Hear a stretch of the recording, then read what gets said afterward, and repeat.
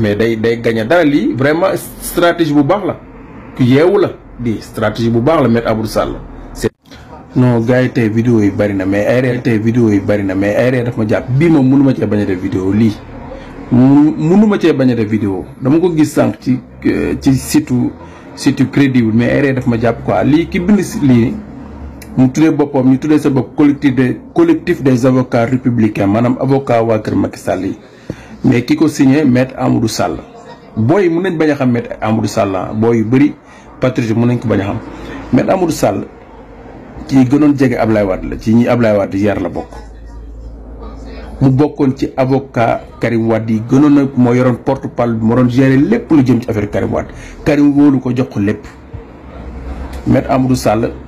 di défendre Karim Wade comme pas possible nekkoon tamit ministre de la justice Sénégal jamonoy Ablaye Wade Maître Amadou Sall bokk moom moo jiite avocat républicain mais lii nii lépp pexe la ay dóor la pour liggéey parce que liggéey amatul dëkk bi tappale amatul fi seen yooyu ñu doon def nekk collectif ñoo nekk avocat état bi parce que à la fin moom bokk na ci avocat état bi au début bokk ci woon parce que PDS la woon ba Macky Sall tëj na ko kaso moom mi ci làmmiñam ndax làmmiñam wax rek mu ni Macky Sall bu dee dafa bëgg a lekk Karim Wade na ko lekk loolu la waxoon Macky Sall tëj ko ci kaso bi mun Macky Sall fekkente ni dafa bëgg a lekk Karim Wade parce que jamono yi ñu ngi convoqué Karim Wade di ko def nii di ko yóbbu di ko muy wuy ji di delluwaat prison mu sonn mu ni Macky Sall bu fekkee dafa bëgg a mu ni chaque jeudi la ñuy convoqué Karim Wade mu ni loolu mystique la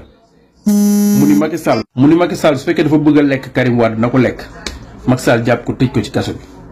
muy def ay sorties émission sorties yi daan am Walfadjri mais lu muy yàqul Macky Sall amul Maître Amadou Sall bii nii finalement mu transhumé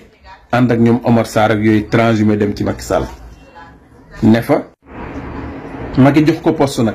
mais mi ngi doon am macaat ba à la fin sax li gën a bizarre moom moo bokkoon na ci avocat ñi Amadou Ba jëloon pour mu déposer candidature Amadou Ba léegi moom moo bind lii nii nee na depuis un certain temps ñi ngi seet ne nguur gi ay recul démocratique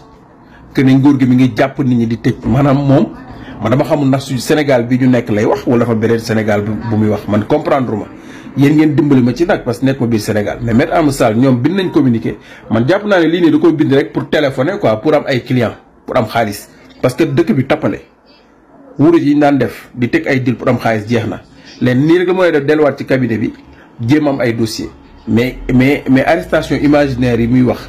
naan dëkk bi démocratie bi dafa dellu ginnaaw arrestation arbitraire yi muy wax que ni dafa war a dakk nangam naa mi ngi téléphoné mi ngi def communiqué bi pour téléphoner ñi nar a convoqué ji ëllëg pour ñu jël ko comme avocat loolu rek la du leneen dañuy sóob ñi nar a convoqué la wax na ci ñi ñu war a ñu doon tukki ñu tere leen bu leen dem affaire demee noonu bind na ko ci communiqué bi loolu lépp appel du pays la pour ñu woo ko parce que instant yi dañuy positionné wu pour bon c'est bien ay ministres yoo xam te dañuy détourné ay milliards war a dem ay procès ñii ñu war leen convoqué ñu war laa jël sa cabinet yëngatuwaat mais day gagné dara lii vraiment stratégie bu baax la ku yeewu la di stratégie bu baax la Maître Amadou Sall